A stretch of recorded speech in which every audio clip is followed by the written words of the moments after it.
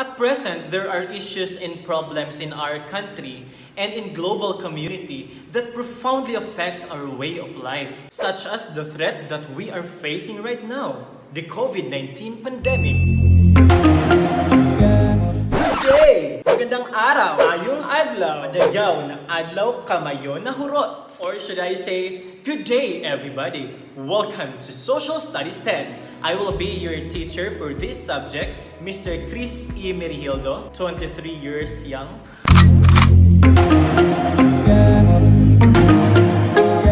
I hope that you will be having a great time with me along with this new normal curriculum. And in this unit, we will be talking about environmental and economic issues. You will gain deep understanding and awareness of contemporary issues in community, in our country, and in world. You will study natural disasters, risk reduction and management. You will also investigate environmental and economic issues such as climate change, unemployment, globalization, and sustainable development. And more importantly, you will develop projects that will contribute to the solutions of these environmental and economic issues. So, are you now ready for our first topic?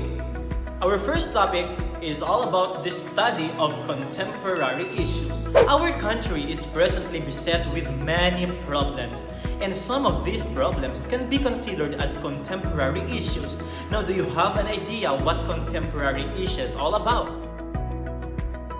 Now, going down to our first subtopic, the concept of contemporary issues. This concept comes from two important words: the contemporary and the issue. In order to better understand the concept, let us study the origin of the words. I just want you to listen carefully and take some notes for you to be guided.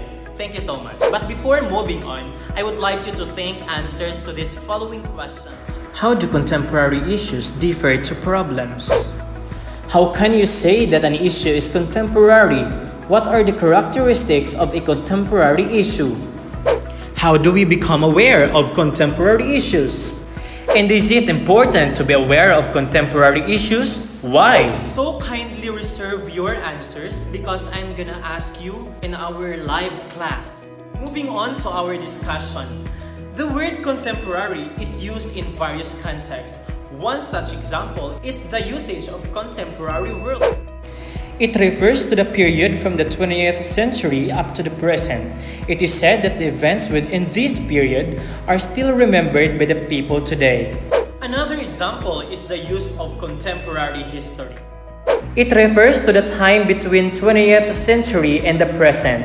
Therefore, the events that happened in the past decades affecting the present generation are part of contemporary times. So that is all about contemporary. And now moving on to the next word, issue. Issue refers to subjects, themes, and problems that affect the community because they are being talked about. Therefore, contemporary issue refers to an event, idea, opinion, topic, or problem that is relevant to our community, our country, and of the whole world at present. Now I want you to prepare a piece of paper because we will be having a short game. You are just going to identify what the picture depicts and arrange the jumbled letters for you to get the correct answer. Are you ready? The first picture is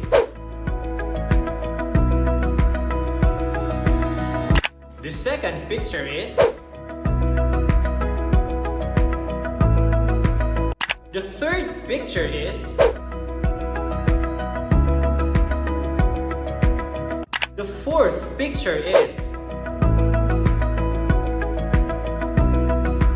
the fifth picture is the sixth picture is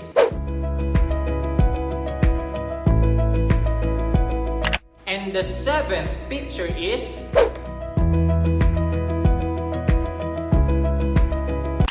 Now let's check your answers. The first picture depicts society. In the society, there is much pressure that we can feel because of the presence of different problems or different issues. What about the second picture? Second picture shows human rights. Some people didn't enjoy their rights because they were not given a chance to enjoy their freedom due to some factors within the community, such as bullying and discrimination. Next picture talks about religions. And as we all know, religion is one of the causes of terrorism. Next picture shows about economy. We should always put into mind that economy is the partner of the country or one nation for its sustainable development. What about this picture? It's politics. We already knew that politics has a great impact in the development of one country because of its type of governance and leadership. What about this picture? Let me ask you, what is the status of our environment nowadays? Have you observed the changes in our nature, in our Mother Earth? What have you observed?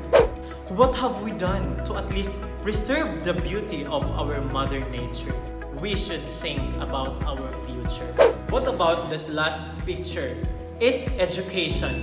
Undeniably, it has an essential role to each part of the human person because it can lead us to a brighter future.